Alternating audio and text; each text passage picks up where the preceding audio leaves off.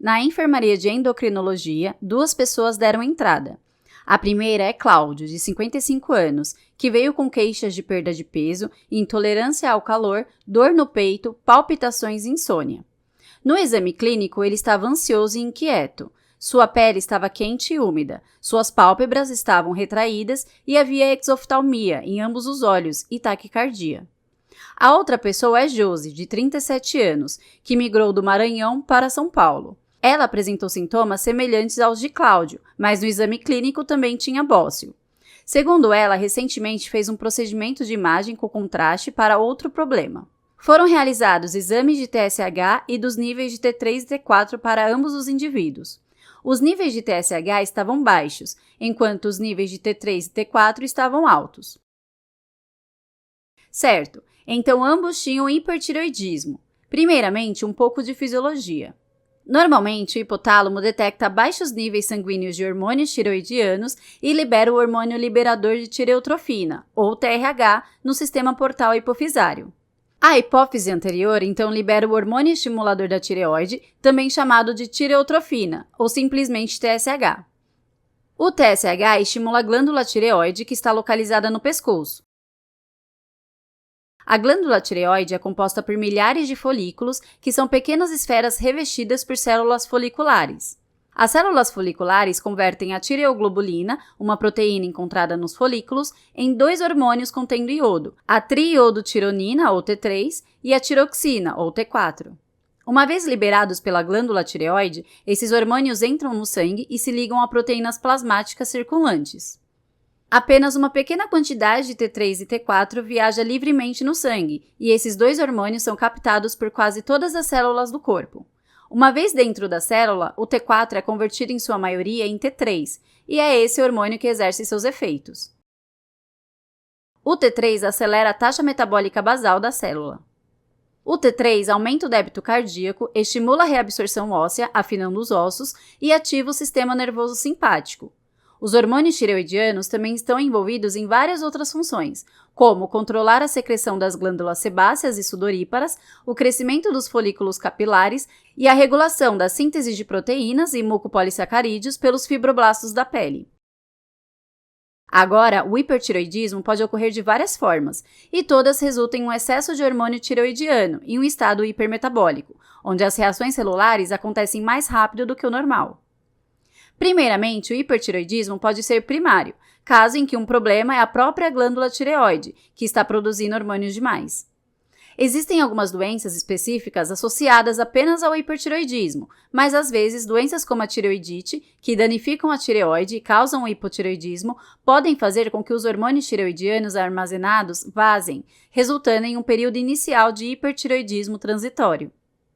Depois, há o hipertireoidismo secundário, onde o problema é a secreção aumentada de TSH devido a um problema na hipófise, como um raro adenoma secretor de TSH.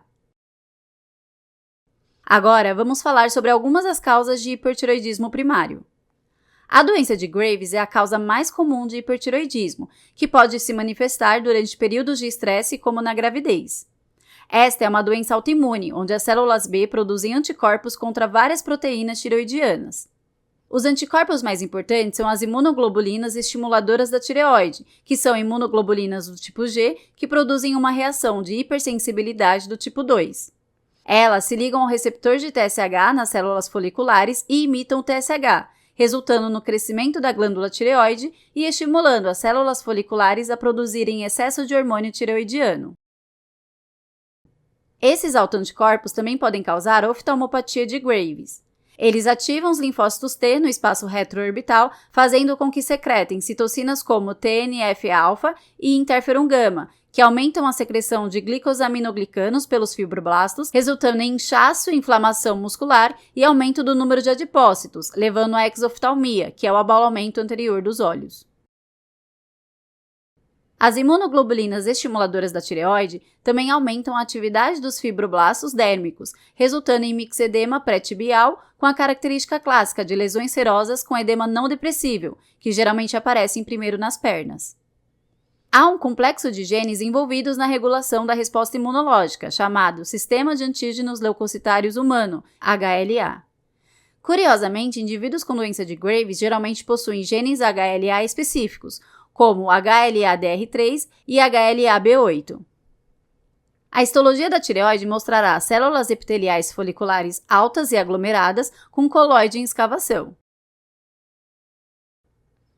Outra causa é o bócio multinodular tóxico, onde um ou mais folículos começam a crescer e produzir muitos hormônios tiroidianos independentemente do TSH. Um fato importante é que, em cerca de 60% dos casos, isso ocorre devido a mutações nos receptores de TSH, que mantêm essas células foliculares ativas de forma inadequada. Na histologia, isso aparece como focos de células hiperfuncionantes com muito coloide dentro. Nódulos que produzem muitos hormônios tireoidianos são chamados de nódulos quentes, porque mostram atividade aumentada nos testes de captação de iodo radioativo. Eles raramente são malignos. Outro conceito importante é o fenômeno de Jod-Basedow, ou tireotoxicose induzida por iodo. O fenômeno de Jod-Basedow é o hipertiroidismo que ocorre logo após a administração de iodo, mesmo na forma de contraste intravenoso. O fenômeno não afeta pessoas com função tiroidiana normal, mas afetará indivíduos com deficiência de iodo e com bócio, ou em pessoas com doença de Graves, bócio multinodular tóxico ou adenomas tireoidianos. O ponto-chave é que todos esses distúrbios têm tecido tiroidiano autônomo, que age independentemente da regulação do TSH. Então, quando há iodo extra, ele fornece mais material para a produção de hormônio tiroidiano sem o feedback negativo da diminuição do TSH. Você pode pensar no fenômeno de Jod-Basedow como o oposto do efeito Wolff-Charcot, onde um grande aumento de iodo leva a uma diminuição temporária na síntese de hormônio tiroidiano. Independentemente da causa, os sintomas do hipertiroidismo são semelhantes. E lembre-se que, com o hipertiroidismo, tudo acelera. Os acometimentos metabólicos incluem intolerância ao calor, perda de peso e aumento da sudorese, devido ao aumento da taxa metabólica basal. A pele pode estar quente e úmida, principalmente devido à vasodilatação e aumento da sudorese. O cabelo é fino e quebradiço, enquanto há onicólise, onde as unhas se separam do leito ungueal. Os sintomas oculares incluem retração da pálpebra, o que ocorre devido ao aumento da estimulação simpática do músculo levantador da pálpebra superior. Na doença de Graves, também há oftalmopatia de Graves. Finalmente, o hipertiroidismo de longa duração pode aumentar o risco de fraturas ósseas, pois o T3 aumenta a reabsorção óssea, levando à osteoporose. Os sintomas gastrointestinais incluem diarreia e hiperdefecação devido ao aumento da motilidade gastrointestinal e o apetite está aumentado. Os acometimentos musculoesqueléticos incluem miopatia tireotóxica, que geralmente se manifesta como fraqueza proximal, mas os níveis de CK são normais. Isso provavelmente ocorre porque os hormônios tireoidianos interferem no metabolismo celular, incluindo o metabolismo das células musculares.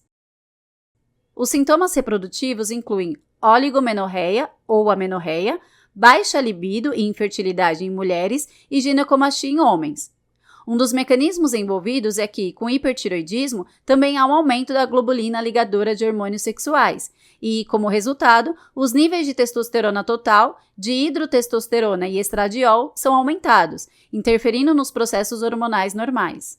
Em relação aos distúrbios menstruais, o mecanismo envolvido pode ser que os hormônios tiroidianos interfiram na sinalização do GnRH, que, por sua vez, afeta os pulsos de LH e FSH. Os acometimentos neuropsiquiátricos incluem hiperatividade, inquietação, ansiedade, insônia e reflexos rápidos devido ao aumento da atividade beta-adrenérgica. Os distúrbios cardiovasculares incluem taquicardia, palpitações, dispneia, arritmias, dor no peito e hipertensão arterial sistólica, e esses sintomas são causados pelo aumento da ativação dos receptores beta-adrenérgicos e pela maior expressão da TPase sarcolemal cardíaca, o que permite que o coração contraia mais rapidamente. Também há diminuição da expressão da fosfolambana, uma proteína que regula a bomba de cálcio nas células musculares cardíacas. Por fim, vamos falar sobre a tempestade tiroidiana, que é uma complicação rara, mas com risco de vida do hipertiroidismo, onde o corpo entra em um estado de hipermetabolismo grave. Isso pode acontecer quando o hipertiroidismo não é tratado ou não está completamente sob controle, e pode piorar durante o estresse agudo, como infecções, traumas e cirurgias. Todos os sintomas normais do hipertireoidismo tornam-se exagerados e o indivíduo apresenta febre, taquiarritmias, agitação, delírio e até coma. O diagnóstico do hipertireoidismo é feito medindo os níveis sanguíneos de TSH, T3 e T4. Se for devido a uma causa primária, o TSH estará baixo e os hormônios tireoidianos livres estarão altos. Uma vez confirmado o hipertireoidismo, um teste de captação de iodo radioativo e uma cintilografia tireoidiana podem ajudar a determinar a causa específica do distúrbio. Há captação difusa na doença de Graves, captação irregular no bócio multinodular tóxico centrado em torno de cada nódulo e diminuição da captação na tireoidite. Para causas secundárias, se o nível de TSH estiver normal ou alto, isso aponta para um tumor hipofisário, que pode ser confirmado com uma injeção de hormônio liberador de tireotrofina. O tratamento para o hipertireoidismo envolve beta-bloqueadores, como o propanolol, para reduzir os efeitos dos hormônios tireoidianos. Há também o propiltiuracil, que diminui a síntese de hormônios tireoidianos, corticosteroides como prednisolona para inibir a conversão de T4 em T3 e, finalmente, há o iodeto de potássio, também chamado de solução de Lugol, que pode causar diminuição na síntese de hormônios tireoidianos via efeito Wolff-Chaikoff e também diminui a vascularização na tireoide. O propanolol, propiltiuracil e corticosteroides são usados como tratamento de primeira linha para a tempestade tireoidiana, enquanto a solução de Lugol é usada como tratamento de segunda linha. Voltando aos nossos casos.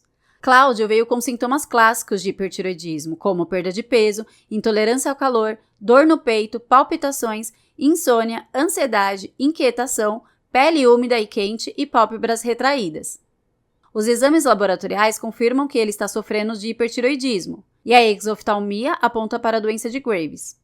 Josi apresentou sintomas semelhantes de hipertireoidismo, que foram confirmados pelos testes laboratoriais. Dado o histórico de um procedimento recente de imagem com contraste, provavelmente com contraste de iodo, podemos supor que Josi pode ser deficiente em iodo. Apesar da obrigatoriedade da adição de iodo no sal de cozinha, algumas regiões, como o estado do Maranhão, de onde Josi vem, possuem uma elevada prevalência na deficiência de iodo. Portanto, essa deve ser a causa do seu bócio e, provavelmente, ela sofre do fenômeno de Jod-Bazedel.